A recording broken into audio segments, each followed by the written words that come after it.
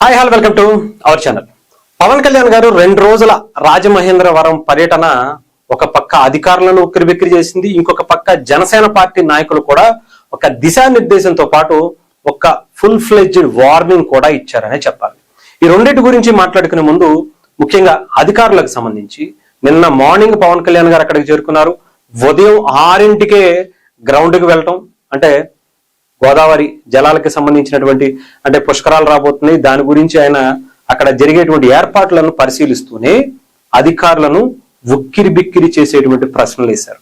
రాజమహేంద్రవరం నుంచి అంటే ఆ సిటీ నుంచి వచ్చేటువంటి డ్రైనేజీ వాటర్ అంతా కూడా ఫిల్టరేషన్ చేయకుండా, ఎక్కడా కూడా ఆ వ్యర్థాలను ఎక్కడా కూడా రీసైక్లింగ్ చేయకుండా డైరెక్ట్ గా గోదావరిలో పవన్ కళ్యాణ్ గారు ఆగ్రహం వ్యక్తం చేసినటువంటి పరిస్థితి కనిపించింది. అంతేకాదు ఆ రీసైక్లింగ్ కి సంబంధించినటువంటి వ్యవస్థ, ఆ మిషన్స్ ఇవన్నీ కూడా ఎందుకు వాడటం లేదు, ఎందుకు అలా వదిలేశారు అని చెప్పి అధికారులను ఆగ్రహం వ్యక్తం చేస్తూనే క్వశ్చన్ చేసినటువంటి పరిస్థితి కనిపించింది. పవన్ కళ్యాణ్ గారు కొన్ని సోషల్ మీడియాలో వస్తున్నటువంటి వీడియోలను చూసి ఆయన ప్రత్యేకంగా అక్కడికి వెళ్లి మరి కొన్ని వీడియోస్, ఫొటోస్ ఆయన స్వయంగా తీసుకున్నటువంటి పరిస్థితి కూడా కనిపించింది. ఆ తర్వాత అక్కడ నుంచి గోదావరికి సంబంధించి పుష్కరాలకు సంబంధించినటువంటి పనులు పర్యవేక్షణతో పాటు అక్కడ కూడా ఎక్కడైనా అలసత్వం వహిస్తే మాత్రం ఎట్టి పరిస్థితుల్లో ఉపేక్షించేది లేదు, ఎక్కడా కూడా వచ్చేటువంటి ప్రజలకు ఇబ్బంది లేకుండా చాలా క్లియర్ గా ఏర్పాట్లు చేయాలి. అంటే లాస్ట్ ఇయర్ నుంచి ఈ పనులన్నీ కూడా మొదలు పెట్టడం జరిగింది.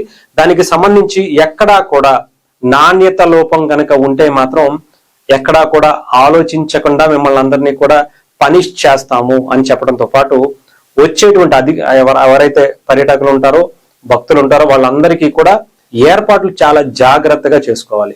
ఎందుకంటే కుంభమేళ తరహాలో అక్కడ ఏ ఏర్పాట్లు అయితే చేశారో ఎక్కడా కూడా ఎటువంటి ఇబ్బంది ఆరోగ్యపరంగా కావచ్చు, లేదంటే అక్కడ ఉండేటువంటి ఏవైతే మిగతా అంటే నీళ్లకు సంబంధించే కాకుండా వసతుల గురించి కూడా చాలా క్లియర్ గా జాగ్రత్తలు తీసుకోవాలని చెప్పి కలెక్టర్లను మిగతా అధికారులను కూడా ఆదేశించడం జరిగింది.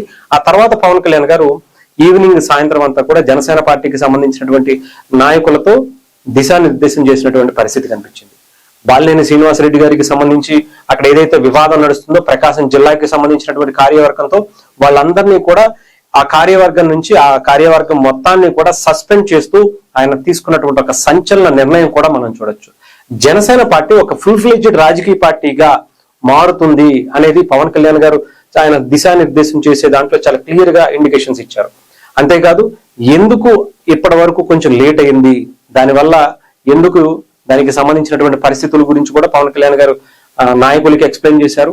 ఎవరైతే పని చేయకుండా పిచ్చి పిచ్చిగా మాట్లాడుతూ ఇష్టం వచ్చినట్టు చేస్తారో వాళ్ళందరూ కూడా నాకు అవసరం లేదు అని చెప్పి స్క్రాప్ నంతా కూడా చెత్తనంతా కూడా జనసేన నుంచి తరిమేయటం లేదా పంపించేసేటువంటి పని పవన్ కళ్యాణ్ గారు ఒక ప్రక్షాళన రూపంలో చేస్తున్నట్టుగా మనందరికీ కూడా ఇచ్చినటువంటి సందేశం ద్వారా అర్థమవుతుంది. అంతేకాదు జనసేన పార్టీకి సంబంధించి మిగతా రేపు జిల్లాలకు సంబంధించి నియోజకవర్గాలకు సంబంధించి కార్యాచరణ ఎలా ఉండబోతుంది, లోకల్ బాడీ ఎలక్షన్స్ లో మనం ఎలా ముందుకు వెళ్ళాలి, ఎవరు ఎలా ముందుకు వెళ్ళాలి, ఏం చేయాలి, ఎలాంటి కార్యక్రమాలు చేయాలి, వీటితో పాటు రాబోయేటువంటి మున్సిపల్ ఎలక్షన్స్ మీద ప్రత్యేకంగా దృష్టి పెట్టండి. పార్టీకి సంబంధించి నాకు ఒక వ్యూహం ఉంది, ఆ వ్యూహాన్ని నేను డెఫినెట్ గా అమలు చేస్తాను, దాన్ని మీరు కూడా పాటించండి అని చెప్పి పవన్ కళ్యాణ్ గారు చెప్పారు. మిగతా రాజకీయ పార్టీ లాగా కూడా జనసేన పార్టీ ముందుకు దూసుకు వెళ్లేందుకు పవన్ కళ్యాణ్ గారు ఒక బలమైనటువంటి ప్రణాళిక వేసుకుని ఆ దశగానే కార్యక్రమాలు అన్ని కూడా రీసెంట్ గా చేస్తున్నటువంటి పరిస్థితి తెలుస్తుంది.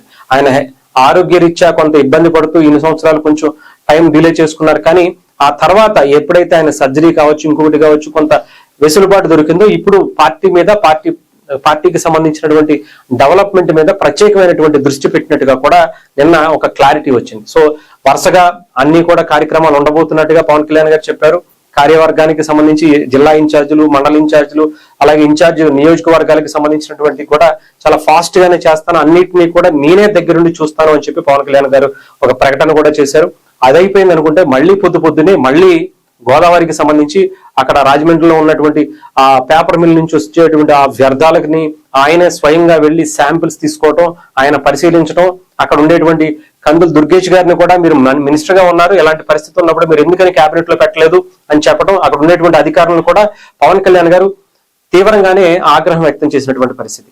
సీఎం గారు వచ్చినప్పుడు ఆయన మీటింగ్ ఇక్కడ పెట్టినప్పుడు ఆయన దగ్గరికి ఎలాంటి విషయాలు తీసుకెళ్లకుండా మీరు ఏం చేస్తున్నారు, ఎందుకు అలసత్వం వహిస్తున్నారు? అసలు ఇక్కడ మీకు ఏమన్నా వాళ్ళతో మీకు ఏమైనా లాలూచీలు ఉన్నాయా? ఏమన్నా పొలిటికల్ ప్రెజర్స్ ఉన్నాయా? ఏదన్నా ఇబ్బంది ఉంటే చెప్పాల్సినటువంటి అవసరం ఉంది కదా. ఇలా గోదావరిలో స్నానం చేస్తే పుణ్యం వస్తుందని చెప్పి ఎంతో మంది ఇక్కడికి వస్తే మీరు ఇక్కడికి వాళ్ళకి రోగాలు అందించి పాపాలు చేసి వాళ్ళకి పాపాలు అందించేటువంటి ప్రయత్నం చేస్తే ఎలాగా అని చెప్పి కొంచెం ఘాటుగానే మాట్లాడినటువంటి పరిస్థితి కూడా ఉంది.